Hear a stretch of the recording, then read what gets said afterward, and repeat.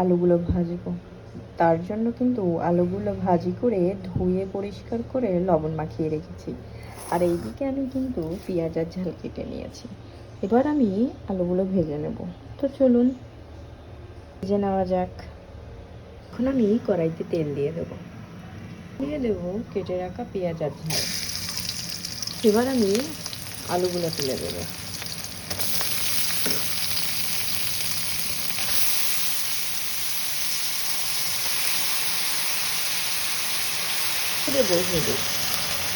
দেবো লবণ। লবণটা অল্প দেবো, কারণ আমি ভাজিতে আগে থেকে লবণ মাখিয়ে রেখেছিলাম।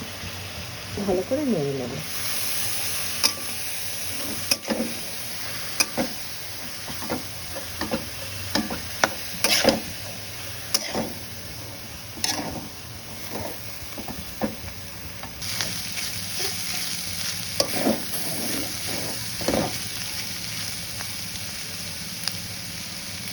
প্রায় কিন্তু হয়ে এসেছে আমার আলু ভাজা। আর এটা কিন্তু নামানো পর্যন্ত নেড়েই যেতে হবে, তা না হলে কিন্তু পুড়ে যেতে পারে। এই যে হয়ে গেছে আমার আলু ভাজি। এখন আমি এগুলো নামিয়ে নেব। আমি নামিয়ে নিয়েছি। খুব সহজেই কিন্তু আলু ভাজি করা সম্ভব। ভিডিওটি যদি ভালো লেগে থাকে তাহলে অবশ্যই লাইক কমেন্ট শেয়ার করতে ভুলবেন না। আর আমার পেজে নতুন হয়ে থাকলে পেজটি অবশ্যই ফলো দিয়ে পাশে থাকবেন। আল্লাহ হাফেজ।